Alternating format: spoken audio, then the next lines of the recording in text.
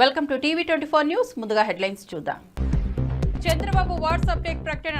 ఇంటికే ప్రభుత్వ సేవలు, వాట్సాప్ గవర్నెన్స్ అని వ్యాఖ్య. ఆగస్టు 15 నుంచి కార్యాలయాలకు తిరగనవసరం లేదని వెల్లడి. ఇంటి నుంచే ఫిర్యాదుల పరిష్కారమన్న సీఎం.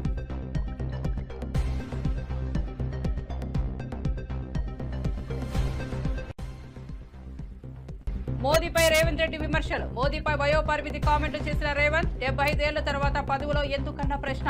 మోహన్ భగవత్ మాటలు మోదీకి వర్తించవా అని వ్యాఖ్య.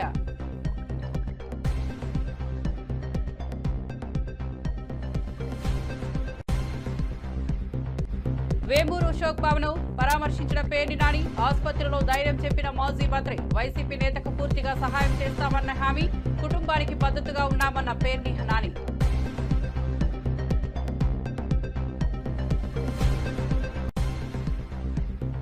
ఆపరేషన్ సింధూర్ విజయాన్ని మహాదేవునికి అంకితమని ప్రధాని మోదీ ప్రకటన. పహల్గాం దాడికి ప్రతీకారం తీర్చామన్న మోదీ.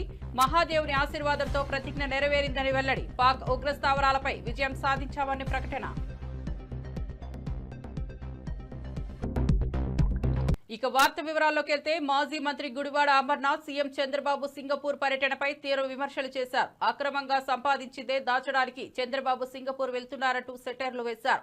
అక్కడకు వెళ్లడం వల్ల ఏం సాధించారో చెప్పలేని పరిస్థితిలో ఉన్నారని ఎద్దేవా చేశారు. బాప్ ఏక్ నంబరీ, బేటా 10 నంబరీ అని వ్యాఖ్యానించారు. గత 2 రోజులుగా రాష్ట్ర ముఖ్యమంత్రి గారి కొడుకు ఇద్దరు కూడా సింగపూర్ నుంచి వచ్చిన తర్వాత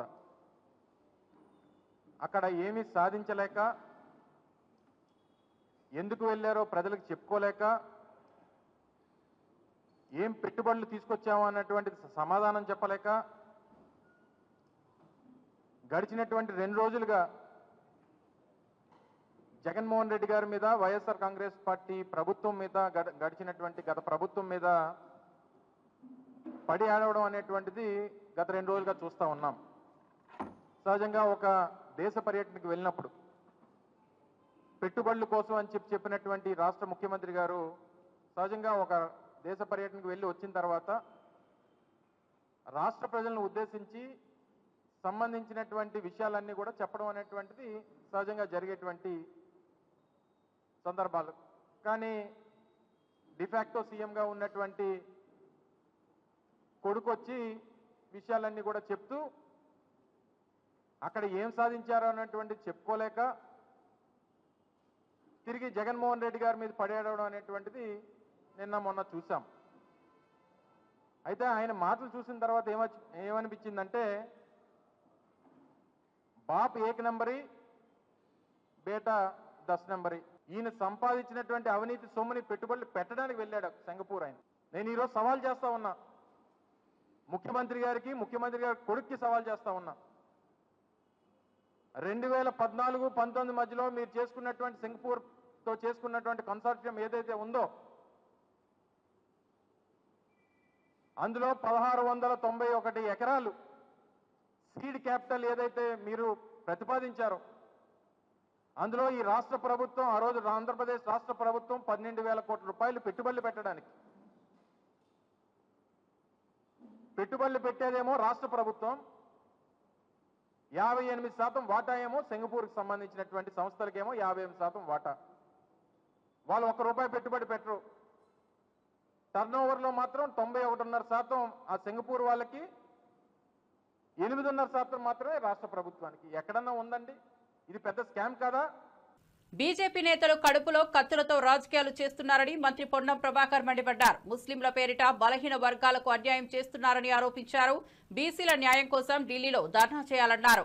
తెలంగాణ బీజేపీ ఎంపీలు, కేంద్ర మంత్రులు కేంద్రంపై ఒత్తిడి తేవాలని డిమాండ్ చేశారు.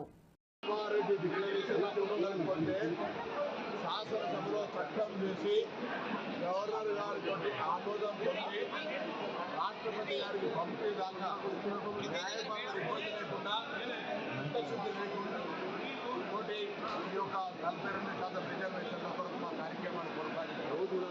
ఇప్పుడు గౌరవ రాష్ట్రపతి గారు ఆమోదం పొందాల్సిన ఈ యొక్క బిల్లుపై భారతీయ జనతా పార్టీ కడుపులో కత్తులు పెట్టుకొని అల్లుకొని బలిన వర్గాలకు స్పీకింగ్ చేస్తూ ఉంది.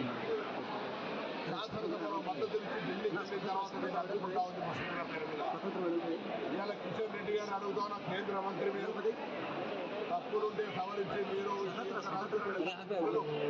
తెలంగాణకు ఆమోదింపేసి కృషిలకు న్యాయం చేస్తున్న మీరు బలహీన వర్గాల వ్యతిరేకి రామచంద్రరావు చేసే ధర్నాలో పాల్గొని మీరు కూడా బలహీన వర్గాల వ్యతిరేకిగా మారుతా ఉన్నారు. ఇలా ఆనాడు తెలంగాణ ఉద్యమం ఏ విధంగా కొనసాగిందో ఈరోజు బలహీన వర్గాల రిజర్వేషన్ సాధన కొరకు కూడా పార్టీల కన్నా ఉద్యమం కొనసాగుతుంది. మీ బీజేపీలో ఉన్నటువంటి మంత్రులు నాయకులందరినీ కోరుతా ఉన్నాం. రిజర్వేషన్ అనేటువంటిది ప్రజాస్వామికంగా కష్టబద్ధంగా అన్ని రకాల సర్వేల తర్వాత చేస్తూ ఉన్నాం. దీన్ని వెంటనే ఆమోదించడానికి ఈ ధర్నా ప్రజల దృష్టి మరల్చడానికి లేదా మీరు బీసీ రిజర్వేషన్ అడ్డుకోవడానికి చేస్తున్న ధర్నాగా భావిస్తూ ఉన్నాం. మీరు రిజర్వేషన్లు సాధించాలనుకుంటే ఈ ధర్నా ఢిల్లీలో చేయండి, లేదా బీసీ అని చెప్పుకుంటున్న ప్రధానమంత్రిని ఒప్పియండి. కేంద్రంలో అధికారంలో ఉన్నారు, రాజకీయపరమైన ధర్నాలు వద్దు. నిజంగా చిత్తశుద్ధులు బీసీలకు న్యాయం చేయాలంటే ఢిల్లీ నాయకత్వంలో ఒత్తిడి తెమ్మని బీజేపీ నాయకత్వాన్ని మీకు అడిగేస్తాం. ప్రభుత్వం స్థానిక సంస్థల ఎన్నికలు జరపాలని కోర్టులు కూడా అటువంటి ఆదేశాలు ఇచ్చి కేంద్రం నుంచి వచ్చే నిధులు రాకున్నప్పటికీ కూడా 42% రిజర్వేషన్లతో మేము ఎన్నికలకు పోవాలని నిర్ణయించుకుంటాం. ఎటువంటి మార్పు లేదు. అందుకే భారతీయ జనతా పార్టీని డిమాండ్ చేస్తా ఉన్నాం. గవర్నర్ గారు ఆమోదింపజేసి పంపిన రాష్ట్రపతి గారి చెల్లించిన బిల్లును వెంటనే ఆమోదింపజేసే బాధ్యత భారతీయ జనతా పార్టీ నాయకత్వంది, బీసీఎంపీ నాయకుడిది, కిషన్ రెడ్డి గారిది, నరేంద్ర మోడీ గారిది. ఆపరేషన్ సింధూర్ విజయాన్ని మహాదేవుడికి అంకితం చేస్తున్నట్లు ప్రధాని మోదీ ప్రకటించారు. పహల్గాం ఉగ్రదాడికి ప్రతీకారం తీర్చుకుంటానని ప్రతిజ్ఞ చేసిన విషయాన్ని గుర్తు చేశారు. మహాదేవుని ఆశీర్వాదంతోనే ఆ ప్రతిజ్ఞ నెరవేరిందన్నారు. పాకిస్తాన్ ఉగ్ర స్థావరాలపై విజయవంతంగా దాడి జరిపినట్టు వెల్లడించారు. आज मैं ऑपरेशन सिंदूर के बाद पहली बार काशी आया हूं।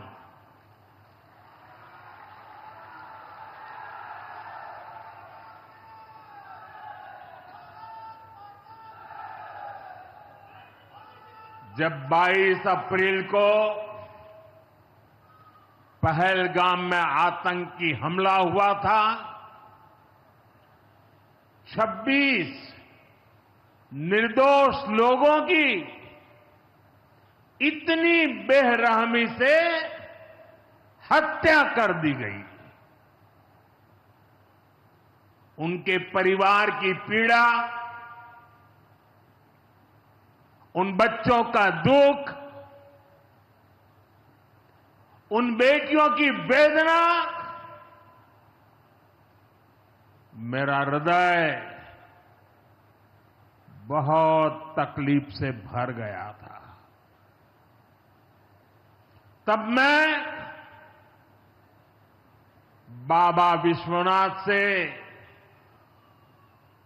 यही मना रहा था कि सभी पीड़ित परिवारों को ये दुख सहने की हिम्मत दे।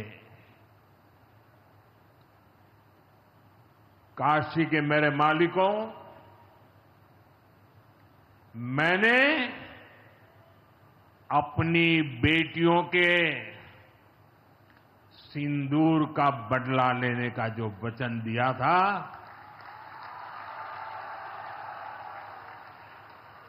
वो भी पूरा हुआ है। ये महादेव के आशीर्वाद से ही संभव हुआ है। मैं ऑपरेशन सिंदूर की सफलता को उनके चरणों में समर्पित करता हूं।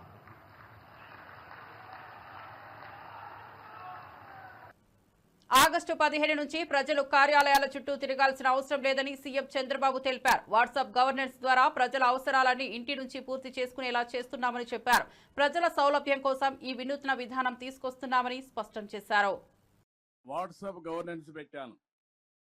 ఆగస్టు 15కు మీరు ఏ ఆఫీసుకు పోయే పని లేదు.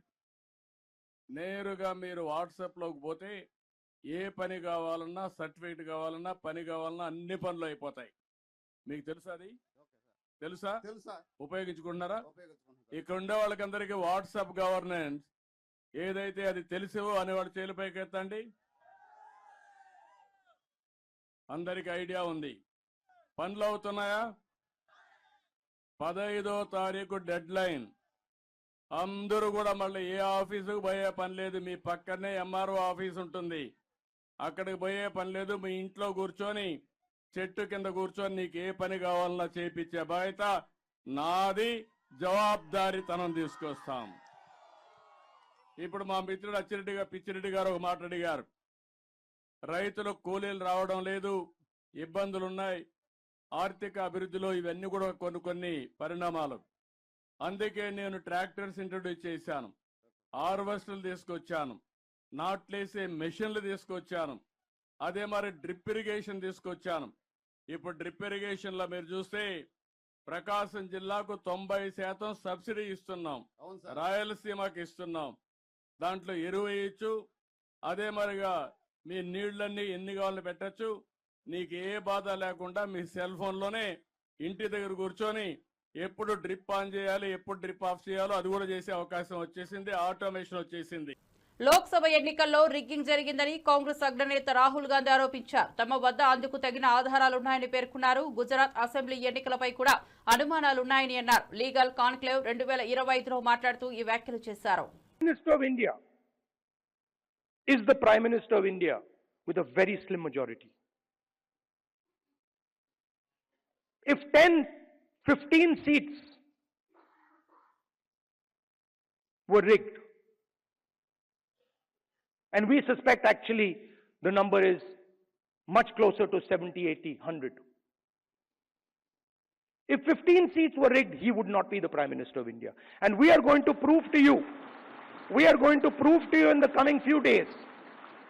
We are going to prove to you without any doubt in the coming few days how a Lok Sabha election can be rigged and was rigged. So, it's very clear that the institution that holds this, that protects this,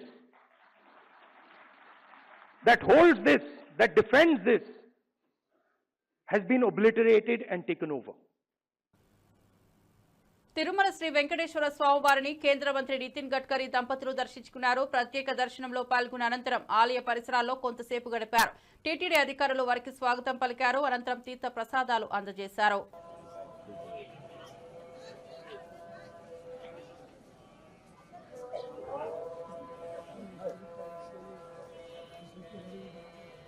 జై శ్రీరామ్. జై శ్రీరామ్.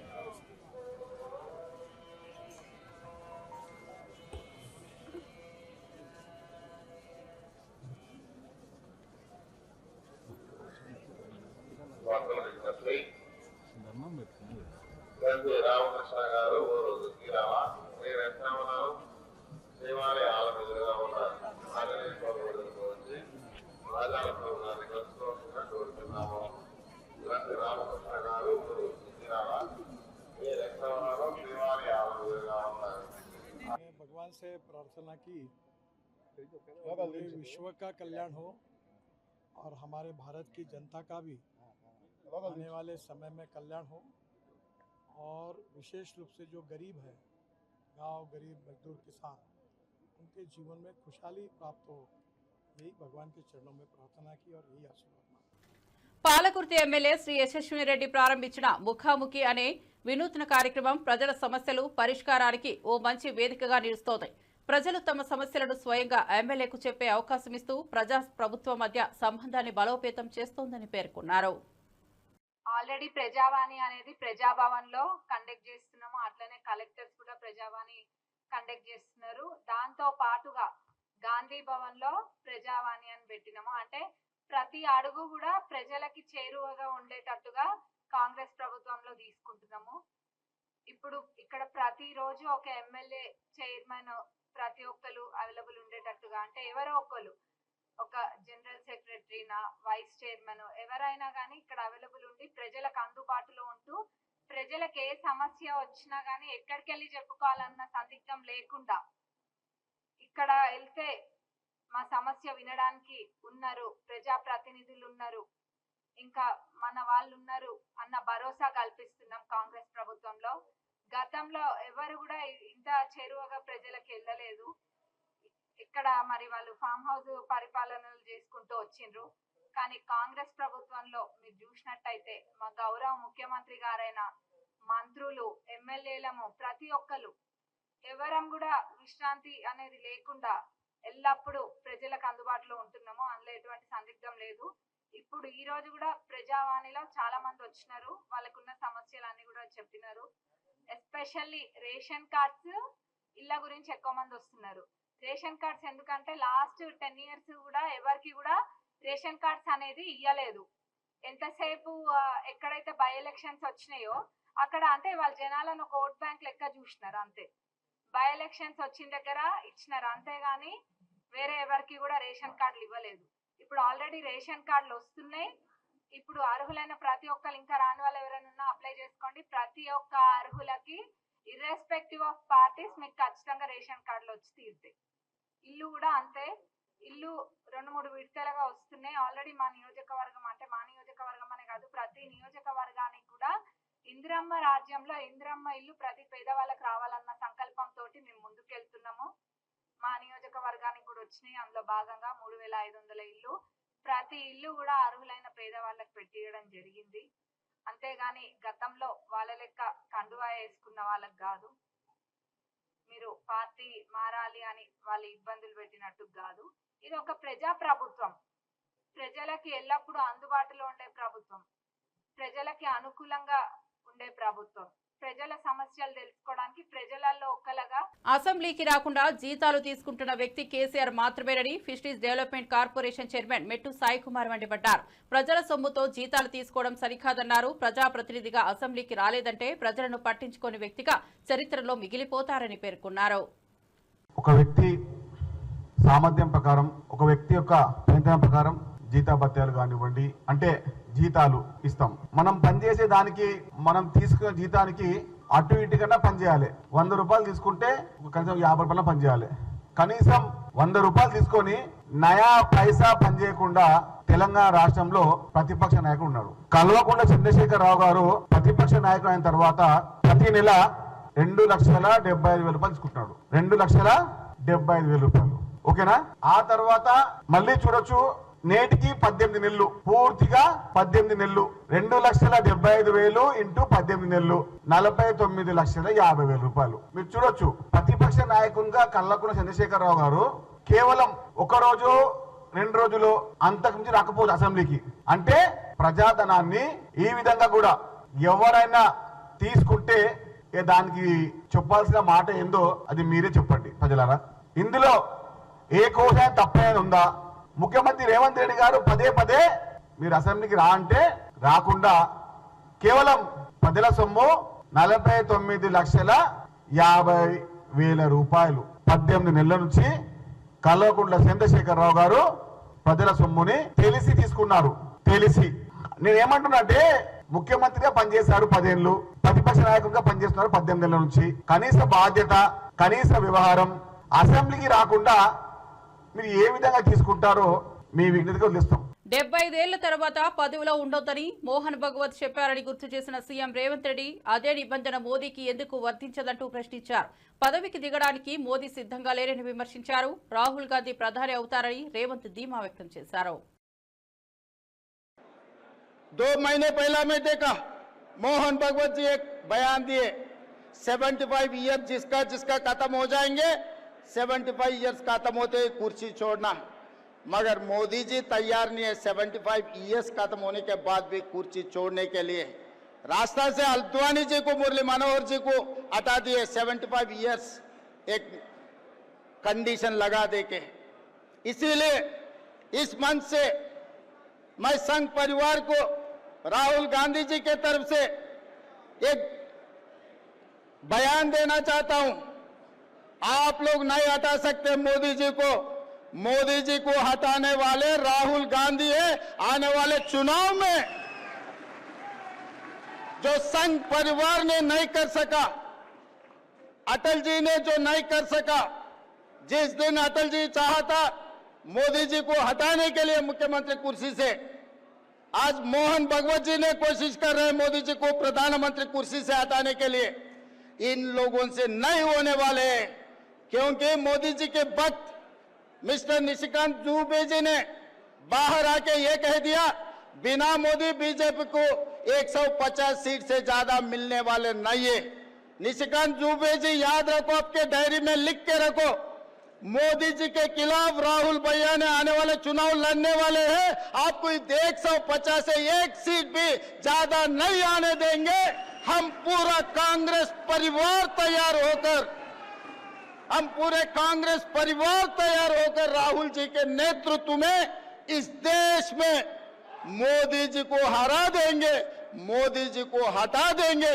इस देश को बचाने के लिए, संविधान बचाने के लिए, आरक्षण लागू करने के लिए, सोशल जस्टिस, आज के तारीख में ओबीसी को सोशल जस्टिस देने के लिए हम सब लोग तैयार होकर राहुल जी को इस देश का प्रधानमंत्री बनाने वाले, राहुल जी के नेतृत्व में इस देश को आगे तरक्की करने वाले हैं।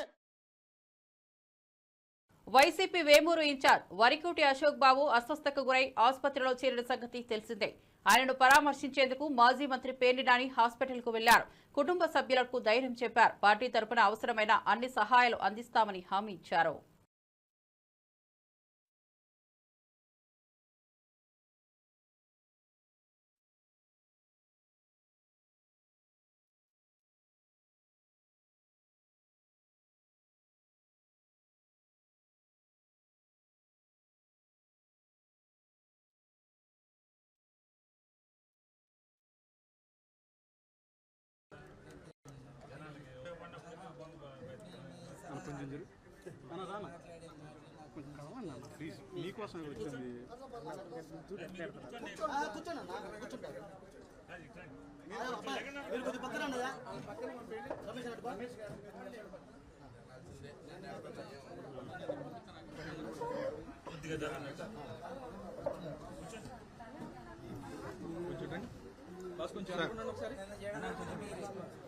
బులెటిన్ ముగించే ముందు హెడ్లైన్స్ మరోసారి చూద్దాం.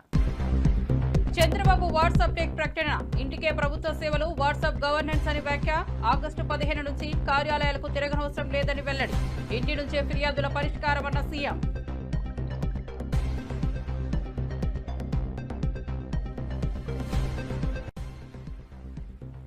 మోదీపై రేవంత్ రెడ్డి విమర్శలు. మోదీపై వయోపరిమితి కామెంట్లు చేసిన రేవంత్, 75 ఏళ్ల తర్వాత పదవిలో ఎందుకన్న ప్రశ్న. మోహన్ భగవత్ మాటలు మోదీకి వర్తించవా అని వ్యాఖ్య. వేమూరు అశోక్ బాబును పరామర్శించిన పేర్ని నాని, ఆసుపత్రిలో ధైర్యం చెప్పిన మాజీ మంత్రి. వైసీపీ నేతకు పూర్తిగా సహాయం చేస్తామన్న హామీ, కుటుంబానికి మద్దతుగా ఉన్నామన్న పేర్ని నాని.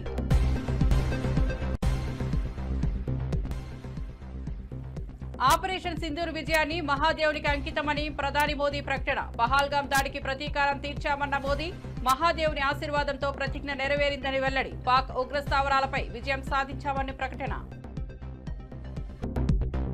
మరిన్ని అప్డేట్స్ కోసం చూస్తూనే ఉండండి టీవీ 24 న్యూస్.